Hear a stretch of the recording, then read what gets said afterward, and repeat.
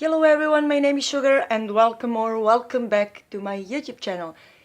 Today I'm uploading another installment of my Meet the Serbs series, which I hope will get more videos soon. So today, although it is I think 20th of January or something like that, when you are watching this, I'm talking about Christmas.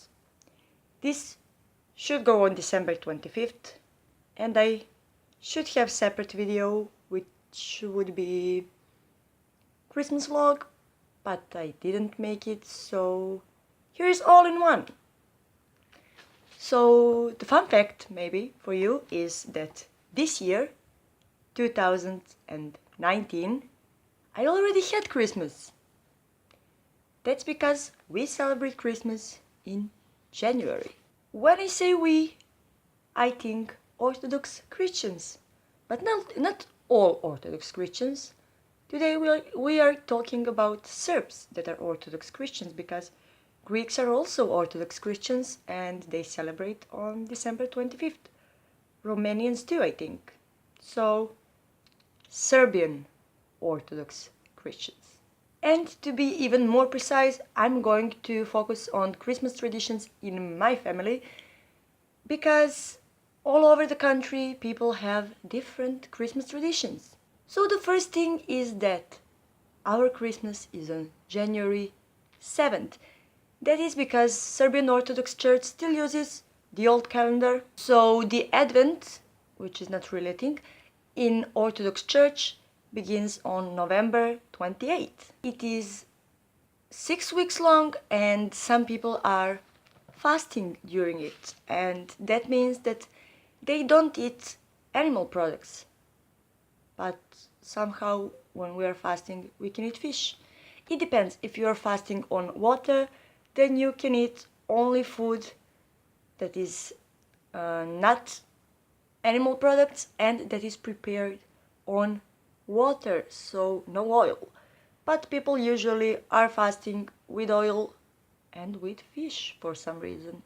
Also, Christmas in Serbia is very religious holiday, although you don't have to be very religious yourself, but the vibe of the holiday is very religious, and there is no that bad consumeristic side attached to it like it is case with like American Christmas. So the Christmas Eve is on 6th of January, and during the day it's called Badnji Dan, because Dan means day, and during the evening it's called Badnje Veče, because Veče means evening. I always found it weird that English speakers say Christmas Eve day. It doesn't make sense to me. So Christmas Eve is in the evening. But it's so confusing. You have Christmas Eve on 24th and the whole day is called like that. And then you have Christmas Day on 25th. It's so confusing. But let's get back to our Christmas.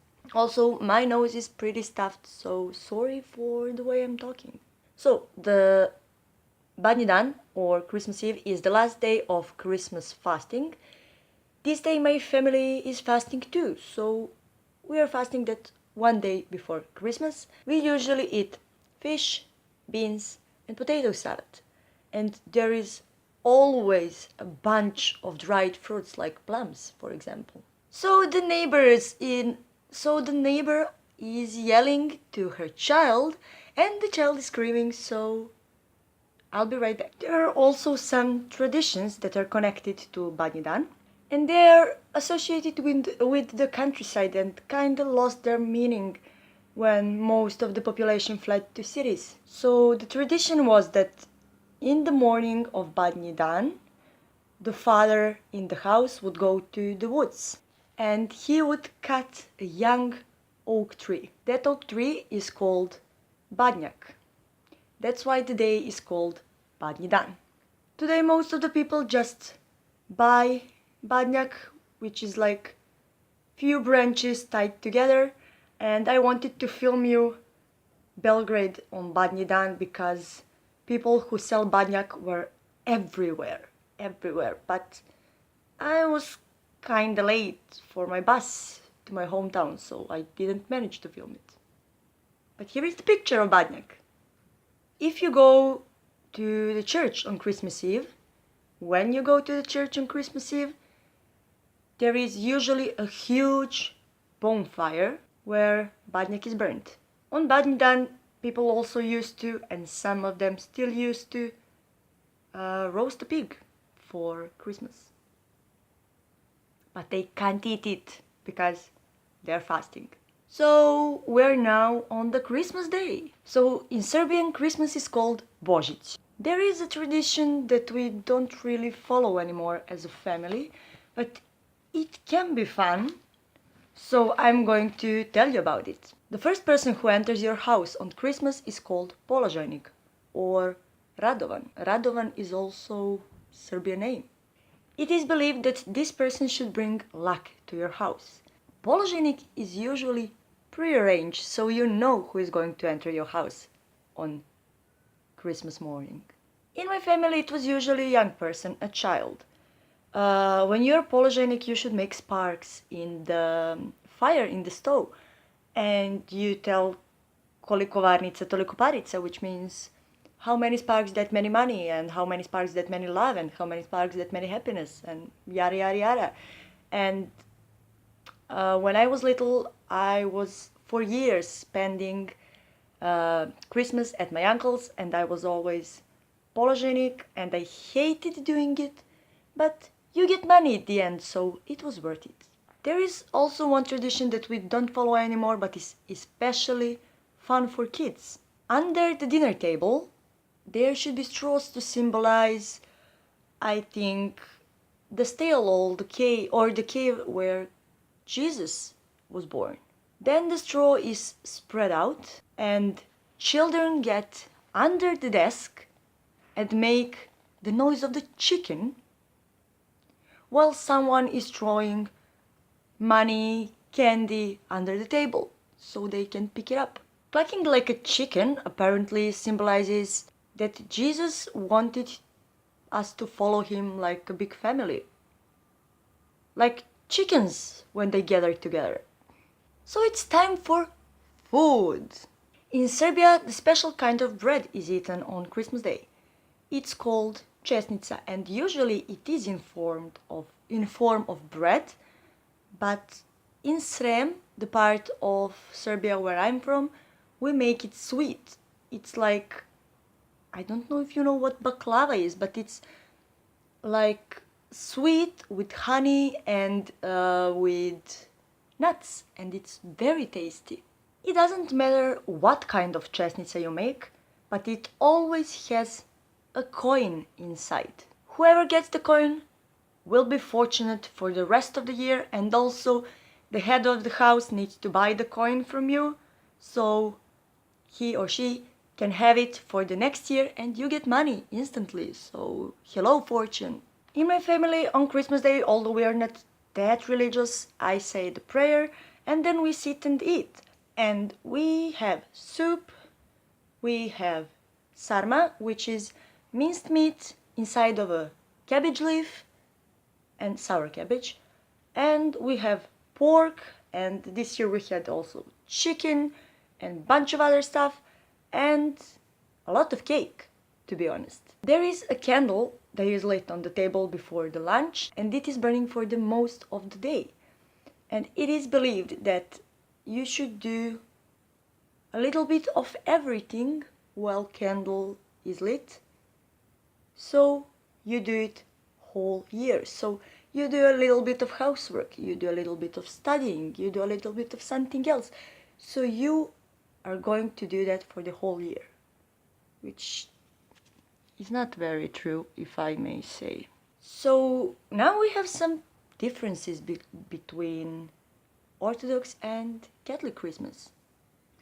In Serbia, instead of Merry Christmas, we say Hristos se rodi, which basically means Jesus is born. When somebody says Hristos se rodi to you, you answer with Vaistinu se rodi, which means he's truly born. Let's say it means something like that. So our traditions for Christmas are often mixed with Western ones. So we also have a Christmas tree, but it's not really a Christmas tree for us. It's a New Year's tree because we call it Novogodišnja jelka, and that means New Year's tree. And we put it up between Catholic Christmas and New Year's. We put up a tree for New Year's because we get presents for New Year's. And we take the tree down a little bit after Serbian New Year. And if you would like to know more about Serbian New Year, I can talk to you about it in another video. Also, our Santa figure is a little bit different than the Western one. Serbs also celebrate St. Nicholas Day, but not all the people, just people who have it as their slava. And we're also going to talk about the concept of slava in another video. Our St. Nicholas Day is on December 19th. So during the communist time, when Serbia was part of Yugoslavia, which was after World War II until about 20-ish years ago, the communists didn't really like St. Nicholas or Santa Claus, so they got their own versions. Deda Mraz, which is basically Santa Claus, but Deda Mraz is translated as Grandfather Frost, who gets you presents under a Christmas tree on New Year's Eve, and Božić Bata, which means Christmas brother, who brings you presents on Christmas Day. So we don't give each other a bunch of presents on Christmas.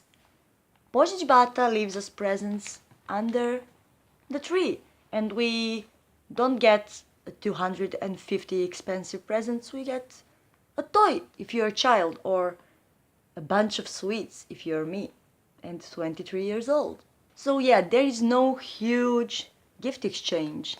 So those were main Christmas traditions in Serbia. Are they kind of strange to you, or do you have something similar?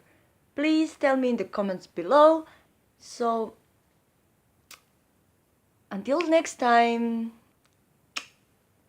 see ya!